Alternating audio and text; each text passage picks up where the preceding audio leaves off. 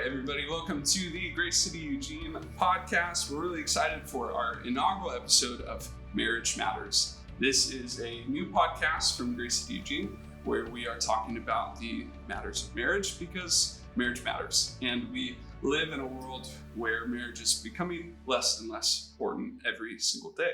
And for our first episode here, I'm really excited to introduce our special guests, Tyler and Michelle Smith. Hello. Hi, Casey. Hello, everyone. Hi. Welcome. Well, I just want to encourage you guys, when we sat down as a leadership team and thought, who do we want to have on this podcast? You guys were one of the first names that came up. You are dearly loved in Eugene, and we're really appreciative of you guys. But I also recognize there's probably a demographic of our church that says, who the heck are these two people? And so let's start with some introductions. If you just want to tell us a little bit about yourself, what you do, and then maybe we'll get into some of the context of your relationship and your marriage and your family and all that kind of stuff. Yeah, sounds great. So we're Tyler and Michelle Smith. We were in Corvallis. We both came to Corvallis in 1999 as freshmen at Oregon State University. I'm from Southern Oregon. Michelle's from Ohio. She came out here to play basketball at Oregon State. We met at Grace City Corvallis earlier in our college careers. We got to know each other. We got married with a couple years of college left. That was really fun. After college, we really wanted to stay in this community. Grace City was home. It was our family. We really felt called to continue to build that church. We were fortunate enough to find jobs that allowed us to stay. And we've been a part of Grace City Corvallis ever since. How many years ago was it that we sent the team to Eugene? I think the launch team went down 6 years ago. Wow. So I'm an elder and on the board of directors at Grace City Corvallis. We sent the team down to Eugene, and I'm on the board of directors for Grace City Eugene as well. Yeah, awesome. Anything you want to add, Michelle?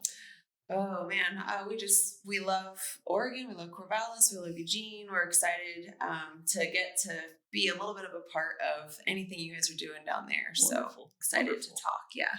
Well, and one thing that I'll add is that you kind of already are a part of things that happen down there. Like you said, you're leaders here in the community, but also Tyler serves as kind of an extended elder for the Grace City Eugene community. So as many of you know, we've got Pastor Chris and we've got Matt Klein as our local elders, but then there's been some of the Corvallis elders that have really stepped in, and they play a great kind of behind the scenes role in shepherding our pastor and providing oversight and care for him and for our church. And so Tyler is behind the scenes a lot.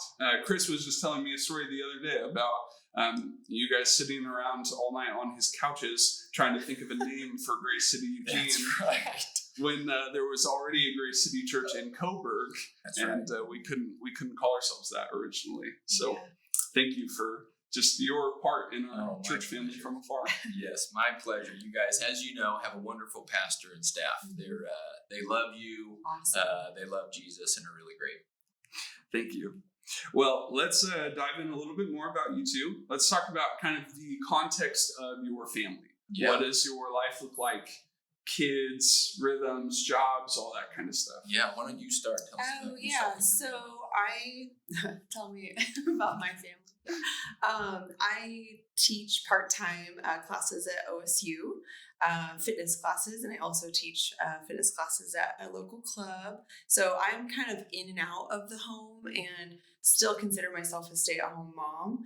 And I'm working little side jobs here and there, but really just feel like that's my main calling is to help our family, launch from the nest every day and get to where they're supposed to be fed, all those things, be clean, hopefully.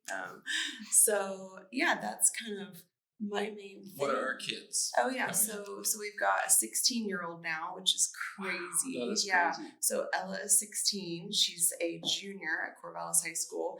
Then we also have a freshman. Our son Asher is now a freshman at Corvallis High School, and we also have a 6th grader who is at Sheldon Middle School. That's Knox. So 3 kids. They're busy. They're in their activities. We kind of create our own chaos a little bit because we say, yes, you can, yes, you can, yes, you can. because we think we all can handle it. So we've got a little bit of chaos sometimes, but so we're running around to practices all the time, and all that stuff. So let's see. I work for an engineering firm here in Corvallis. I'm the vice president of engineering here. I'm an elder and board member at Grace City. Help coach some football teams. I think that's it. That's great. Well, let's talk a little bit more about that chaos, right? Like, there's obviously a lot going on. And I think one of the reasons that you two are so great for this podcast is it's applicable to so many folks in our church.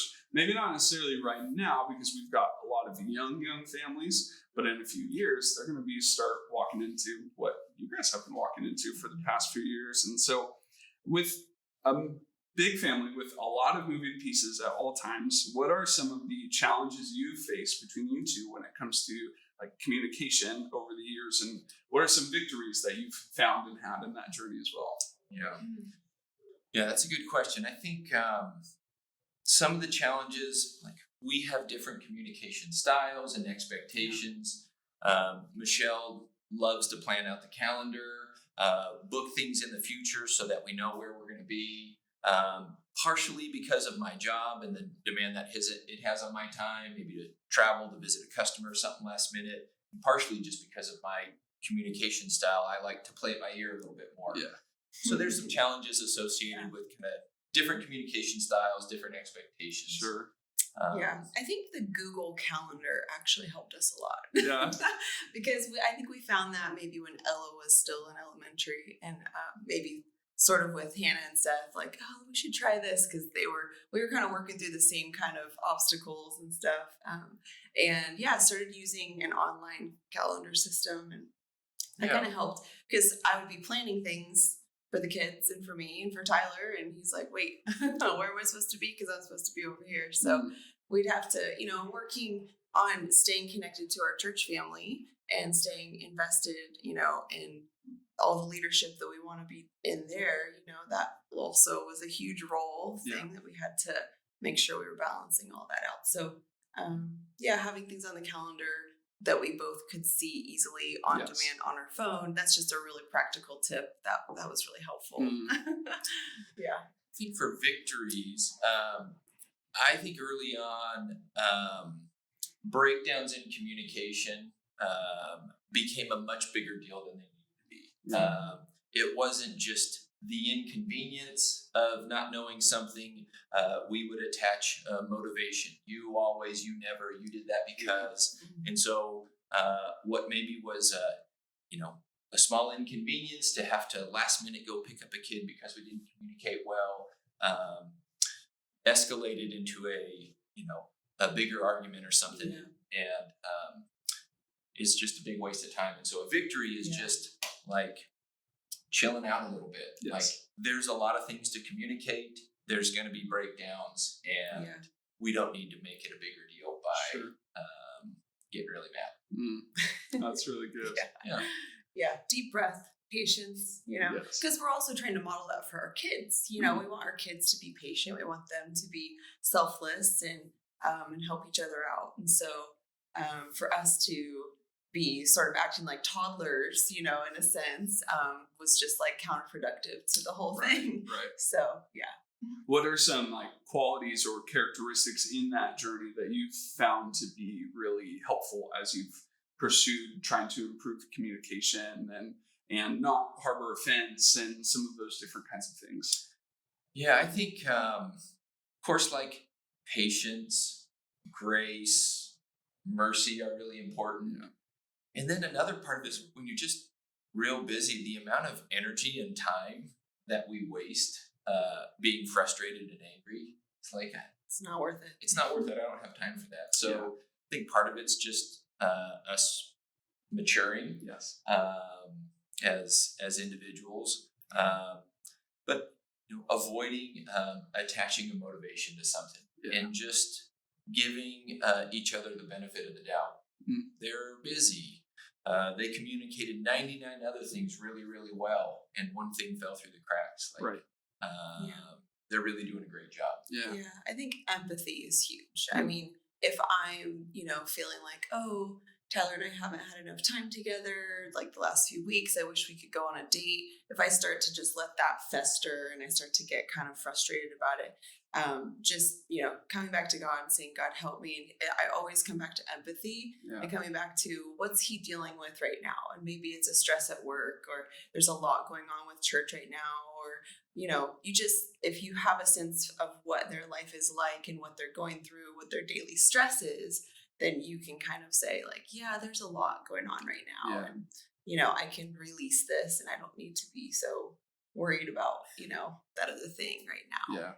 And I really like that point. Like, it is something sometimes you can only learn with time and experience. And I bet just over time you just get exhausted with that tendency to bicker and to jump to conclusions or assumptions about motives. And it just over time you're kind of like, let's just stop this. But it's kind of something, like you just got to learn over time. And once you start to get, I'm sure, in that practice and rhythm of not doing that, you see the fruits from it and it becomes much easier to pursue. Oh, yeah, for sure. And, part of that is something triggers frustration in me, whereas before maybe Michelle would feel the need to correct my frustration and help me see how poorly I was handling something. And mostly that's the way it goes. Michelle doesn't get as frustrated. She's much more mature than me. But even now, she recognizes he's frustrated.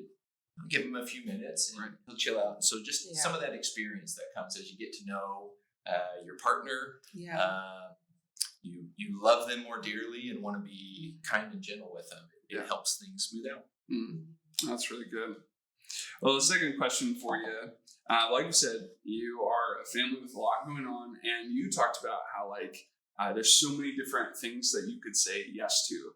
How do you determine boundaries, establish priorities, and know where those lines are to say, hey, this is protected family time, or hey, maybe we're overexerting ourselves in this way? Like, how have you over the years been able to establish rhythms for you two, for parenting, all those different kinds of things? I think the first thing we should say is not perfectly. We have not done it perfectly. There's going to be bumps along the road, and we're learning just like everyone else is on a journey learning. So that's the first thing to say is you're not going to get it perfect. Sure. And I don't think you know if you made the right decisions at the time. And so sometimes we feel like, man, we said yes to too much. We're stretched thin. Let's correct it. We're going to fulfill all the commitments we made. No one's quitting their sport. Sure. But maybe we'll say yes to a little bit less in this next season. I think in terms of boundaries, everything can't be a top priority. But you have to put some stakes in the ground for some non-negotiables for your families. Like, we are going to church every Sunday. It's not a discussion in our household. And so we don't have that conversation with the kids. We are going to church.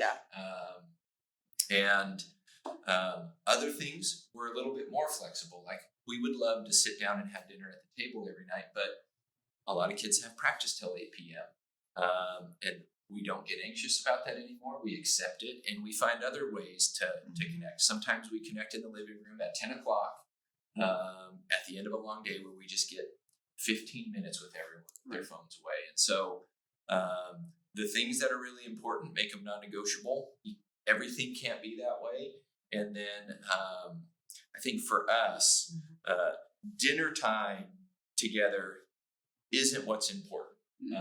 What's important is us sitting down and connecting, and that can happen at a dinner table. So if we let not being able to have dinner together frustrate us too much, we're stressed out, we're anxious, we can find another way to connect with our kids. And that's what's important, is to be distraction free, no one in a hurry, and connecting. And so we've just had to get a bit more creative, a little bit more flexible with the things that are really important for us.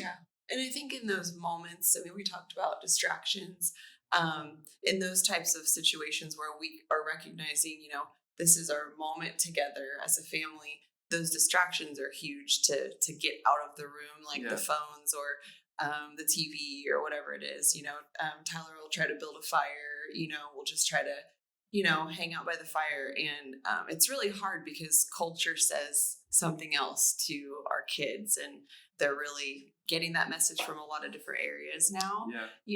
There's a lot of other input at the stage of life that we're in. The kids have other input into their lives. And so that's tough. But I think I would stress just really, if you recognize this is a time that we can connect, really finding a way to get those distractions out, and That's really good. Focusing. Yeah, I'll give a little shout out to Pastor Chris since he isn't here. But when you were talking about this idea of like, sometimes priorities are going to get a little out of line and things are going to get crazy, and you just find creative ways to make up for it. That's been an avenue that I've seen Pastor Chris do really well. It's like things come up sometimes and life gets a little crazy and there's just nothing you can do about it. But like, you can best believe the next day he's going to say like, I got to carve out time for my girls today. Yeah. I gotta say no to this today because yesterday that got a little out of line, and it's time for me to refocus. And adaptability is so important, and it's such a skill to learn as you mature. Because I feel like as a young person, you don't always have that. It's not as easy. I'm terrible at it. It definitely is a seasoned thing. As you just get more and more seasoned to it, and the fruit is amazing. That's great. Well, last question here before we ask for some send-off advice from y'all. As we consider our call to live on mission for Christ, we often think about it in the lens of, how do I be a good disciple or disciple maker in my work environments or at church or with my friends or neighbors. In the context of a marriage relationship, what kind of implications does the missional call from Christ have on your relationship? It's a great question. For us, for the past almost 20 years, it's been season after season, an ever-changing season. And every season we're in, we find ourselves, able to connect with different people better or more conveniently, more naturally. Like, what does God have in that season? Yeah. When our youngest started kindergarten, we met a whole new group of families, and we got to know and invited all these other kindergarten families into our life. Now that our kids are in high school, we're not still reaching kindergarten families. Right. That being said, being on mission, reaching the lost is never the most convenient thing to do. Yeah.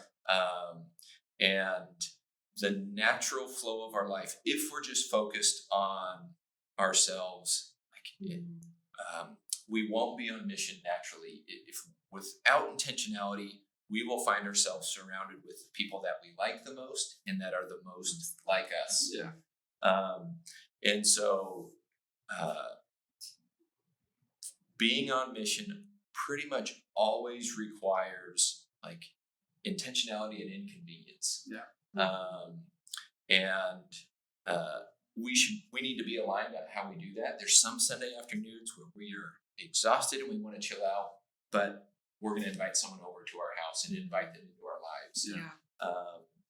Sometimes we need to listen and say we need a day off, or we really need a Sabbath.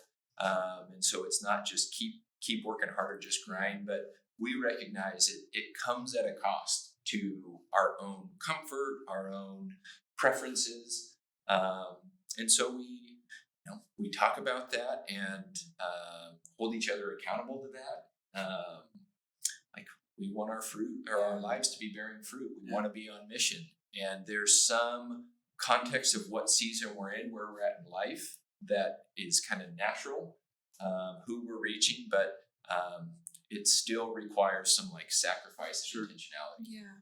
And our kids might say, well, why can't we do this, whatever, get air, you could insert whatever it is, like, why can't we go do this? And they see that sacrifice of, no, we're going to go do this. We're going to serve, this family or do this with this family. Or I believe that even if they don't know it now, that we're sowing some seeds into them. This is what we want to do with our time.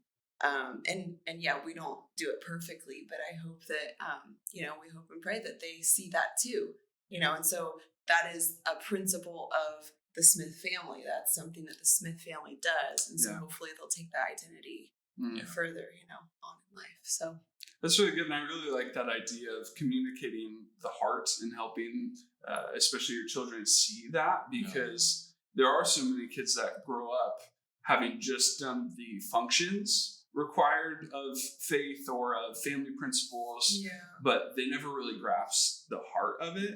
And so they end up being like, well, my parents didn't let me play AAU basketball because we had to be in church every Sunday, or like, we didn't get to do this because this was always a priority. And they're so detached from the heart of it. And so helping them see that heart in those functions and processes, I'm sure is such a great form of getting to disciple them, lead them. Yeah.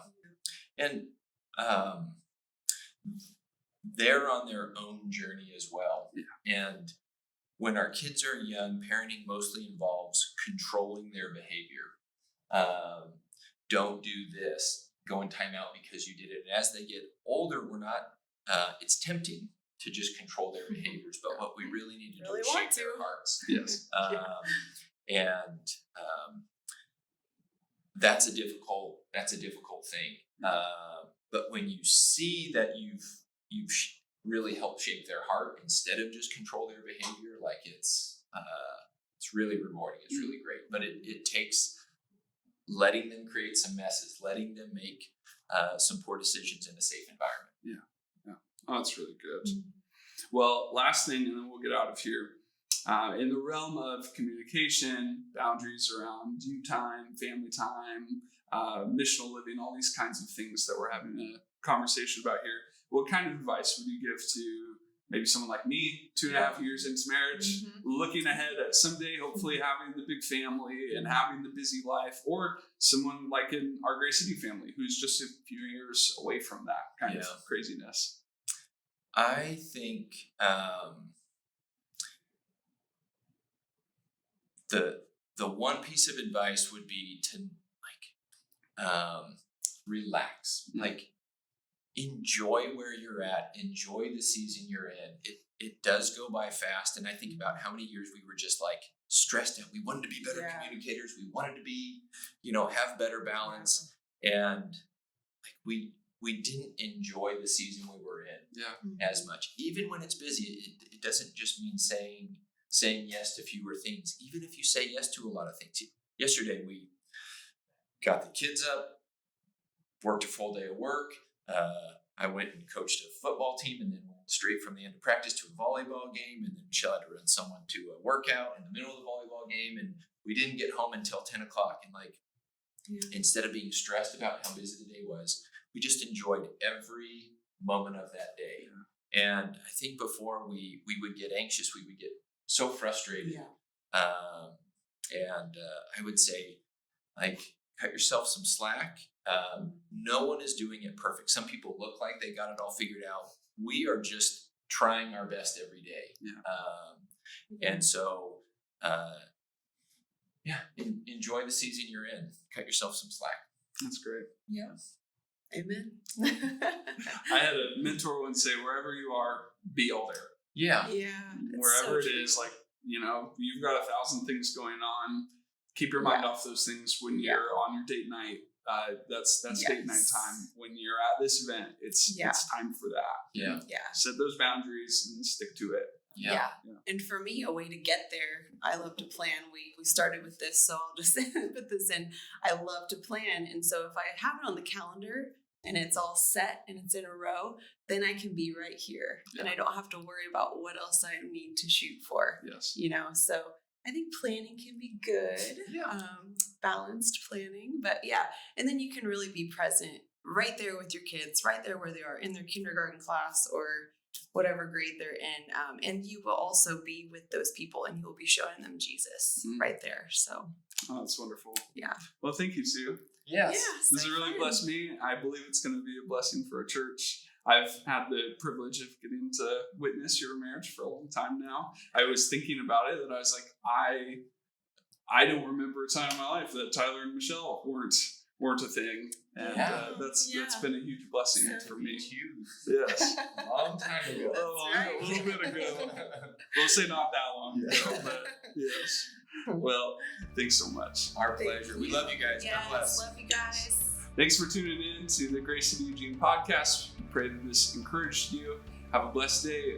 Next month, on the 4th Friday of the month, we'll have our next episode of this. And who knows who we'll get to talk to or what we'll talk about. See you then.